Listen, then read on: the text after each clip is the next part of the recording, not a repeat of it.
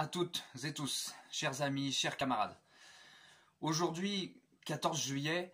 nous célébrons, comme tous les ans, l'anniversaire de cette date symbolique qui marque le début de la grande Révolution française et des idées qu'elle imprégna sur le monde entier. Ces idées de 1789, dont Alfred Rosenberg, théoricien nazi, s'était juré de régler leur compte, je ne fais que le citer, et que Pétain d'ailleurs abattit avec le régime de Vichy. D'aucuns, soi-disant marxistes même, prétendront que cette révolution n'avait rien de révolutionnaire, qu'elle n'a en rien profité au peuple travailleur, mais seulement à la bourgeoisie ou à une certaine bourgeoisie, que l'entretien de son souvenir n'est bon que pour l'hégémonie de cette bourgeoisie capitaliste, et qu'il est chauvin, voire nationaliste, de s'y référer, tant la symbolique patriotique y est puissante. C'est avoir, il me semble, bien peu de lecture de classe de la Révolution française que de réagir ainsi. D'ailleurs, comme je le disais au début, les fascistes eux-mêmes, qui je le rappelle constituent, comme disait Dimitrov, les éléments les plus réactionnaires, les plus chauvins, les plus impérialistes du capital financier, eh bien, ceux-là même avaient bien compris le danger que représentaient les idées de 1789 pour eux et pour les intérêts capitalistes et impérialistes qu'ils défendaient. Car quelles sont-elles finalement ces idées de 1789 ? Celles qui résultent de la production culturelle et démocratique du peuple travailleur français, à savoir qu'il n'y a en France qu'un seul peuple uni de concitoyens, regroupés territorialement autour d'un projet politique exprimé au sein d'une constitution et qui s'érige donc en nation. Qu'il ne peut y avoir en France de privilégiés ni de privilèges. Qu'un roi n'est qu'un rebelle et un usurpateur, pour reprendre les mots du grand Saint-Just, ou encore, entre autres choses, que les hommes naissent libres et égaux en droit. Alors, certes, ces idées, compte tenu de la contre-offensive capitaliste et réactionnaire mondiale depuis les années 90, peuvent paraître aujourd'hui plutôt molles et faiblardes. D'ailleurs, les réactionnaires, en tout genre, quelle que soit la forme qu'ils prennent, et ce jusqu'au sein de la gauche, sont aujourd'hui d'ardents pourfendeurs du droit de l'hommisme, de la nation, de la souveraineté, du peuple, de l'égalité, etc., etc., etc. Et ils réussissent à instiller, malheureusement, notamment au sein de la jeunesse française, l'idée que les maux de la France viennent avant toute chose de 1789, et plus encore de la phase populaire et jacobine portée par les montagnards, Robespierre en tête. De plus, il est évident et établi que la dynamique progressiste de la Révolution française s'arrête lors de l'exécution sanglante de Robespierre, Saint-Just, Couthon et 105 autres révolutionnaires jacobins et robespierristes. Dès lors, avec le recul que l'on a aujourd'hui et au-delà de certains débats, des débats de datation historique sur la fin de la Révolution, n'est-ce pas finalement la contre-révolution, je dis bien la contre-révolution, qui a eu le dernier mot dans cette période? N'est-ce pas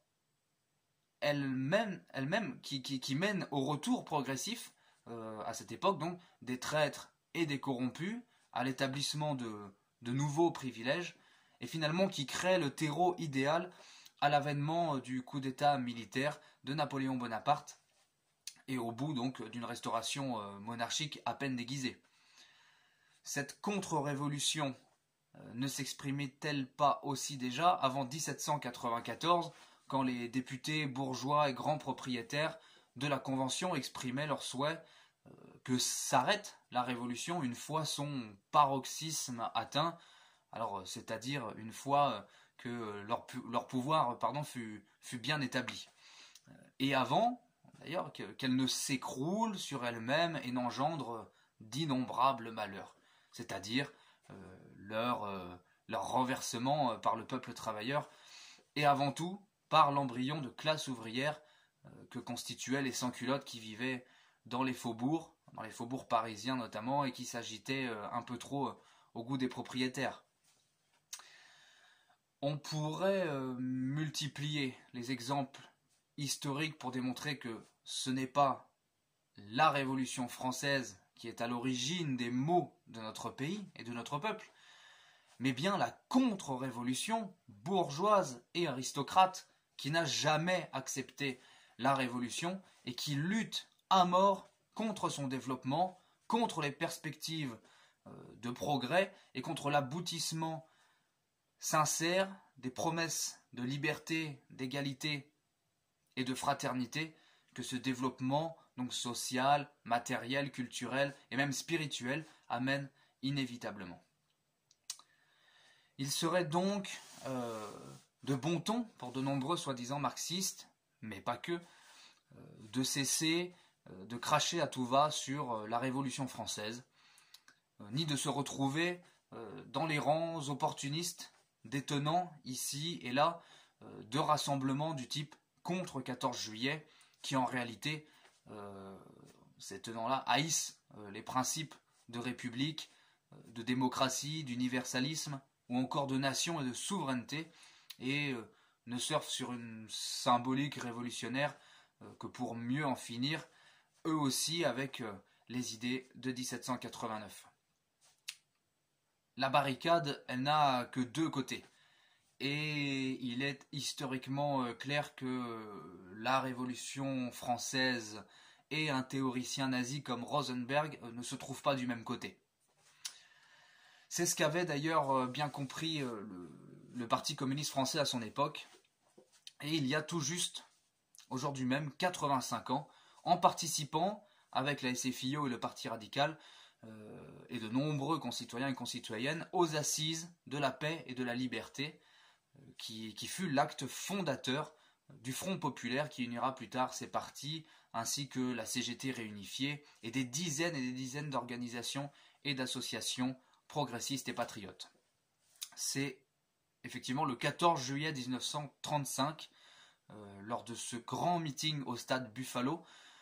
et lors de la manifestation aussi, qui suivit et qui rassembla 500 000 travailleurs et citoyens à Paris, que furent arborés les drapeaux rouges et tricolores, côte à côte, comme derrière moi, que furent chantés tant l'Internationale que la Marseillaise, ou encore que fut saluée l'histoire nationale et populaire, notamment par le biais de Jeanne d'Arc, ou encore du soldat inconnu. Le discours de Jacques Duclos, d'ailleurs, est alors on ne peut plus clair sur ce qui est désormais la volonté des communistes de ne plus rien abandonner aux réactionnaires et fascistes, ni la Marseillaise, qui sera interdite sous Vichy, sauf aval exceptionnel des nazis, ni le drapeau tricolore, qui fut lui aussi modifié par les autorités collaboratrices, ni les figures de l'histoire, comme je le disais, nationale et populaire, pour reprendre, je ne reprends que des termes de Gramsci, ni ces figures de l'histoire nationale et populaire ne doivent servir d'appui aux forces contre-révolutionnaires. Les communistes ont donc encore tout intérêt à défendre ce patrimoine historique et révolutionnaire de l'histoire de la nation française et de ne pas l'abandonner aux Le Pen et autres tenants de l'euro-convention des droites, ceux-là même d'ailleurs qui sont les héritiers et héritières historiques des forces réactionnaires contre-révolutionnaires, ni aux usurpateurs soi-disant progressistes et antifascistes comme Macron, qui ne sont en réalité que les destructeurs européistes et fascisants de la nation, de nos conquêtes sociales et démocratiques, de la République une et indivisible, de la démocratie et de notre environnement. Plus que jamais donc, rejoignez le PRCF et les JRCF, ainsi que toutes les forces progressistes et patriotes, antifascistes, sincèrement antifascistes, qui ont rejoint notre appel du 29 mai, appel pour les 15 ans du non populaire et démocratique au référendum de 2005 pour une constitution supranationale européiste. Construisons ensemble une république sociale, souveraine, une et indivisible, fraternelle, humaine et écologique, tourner contre la mondialisation capitaliste destructrice et son appendice continental que représente l'Union européenne. Refaisons corps avec l'histoire révolutionnaire, nationale et populaire de notre peuple et de notre pays. Continuons finalement jusqu'au bout la grande révolution française entamée en 1789, approfondie en 1793 et qui reprit corps en 1830, 1848, 1871 pendant la Commune de Paris, en 1936, comme je l'évoquais, avec le Front populaire, ou encore même en 1968, voire même en 2019, d'une certaine manière, avec le mouvement populaire des Gilets jaunes. Pour enfin, donc, mener la France et sa révolution vers le socialisme-communisme et l'application pleine et entière de notre mot d'ordre révolutionnaire, la liberté, l'égalité, la fraternité ou la mort. Je vous remercie.